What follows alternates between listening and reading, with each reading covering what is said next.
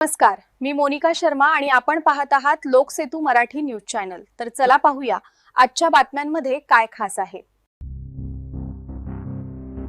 चिमुकल्यांच्या जीवाशी खेळ। शहादा तालुक्यात अंगणवाडीच्या पोषण आहारात अड्या, पालक संतप्त।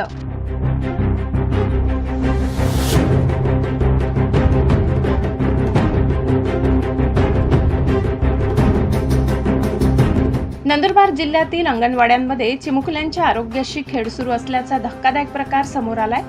शहादा तालुक्यातील जावदा येथील अंगणवाडी क्रमांक 3 मध्ये लहान मुलांना देण्यात येणाऱ्या पोषण आहाराच्या मिलेट चॉकलेट पॉकेटांमध्ये अड्या व किडे आढळल्याने पालकांनी संताप व्यक्त केलाय। या प्रकरणामुळे एकात्मिक बालविकास प्रकल्प विभागाच्या कारभारावर गंभीर प्रश्नचिन्ह निर्माण झाले आहे।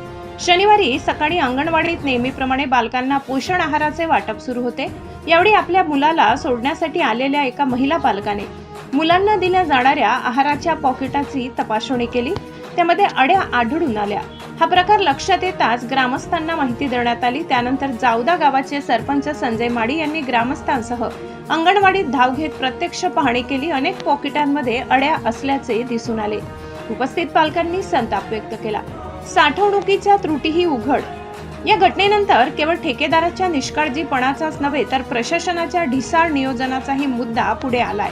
अंगणवाड्यांना पोषण आहाराचा पुरवठा झाल्यानंतर तो सुरक्षित ठेवण्यासाठी बंदिस्त कपाट किंवा योग्य साठवण व्यवस्था नसल्याची बाब समोर आली आहे। याबाबत वारंवार मागणी करूनही प्रशासनाने दुर्लक्ष केल्याचा आरोप स्थानिकांनी केलाय।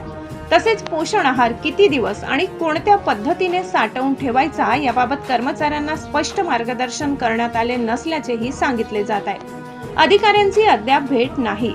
इतका गंभीर प्रकार उघडकीस आल्यानंतरही महिला व बालविकास विभागातील अधिकाऱ्यांनी अद्याप संबंधित अंगणवाडीला भेट दिलेली नसल्याची माहिती मिळाली आहे। सरपंच संजय माडी यांनी या घटनेची माहिती महिला व बालविकास अधिकाऱ्यांना दिली असून चौकशीचे आश्वासन देण्यात आले आहे।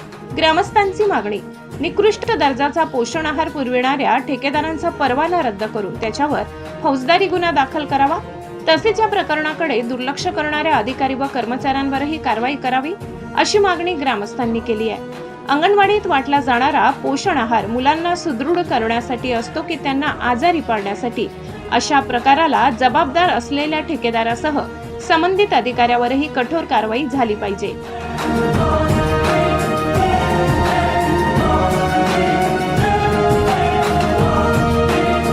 लाला चव्हाण, प्रतिनिधी वडाळी।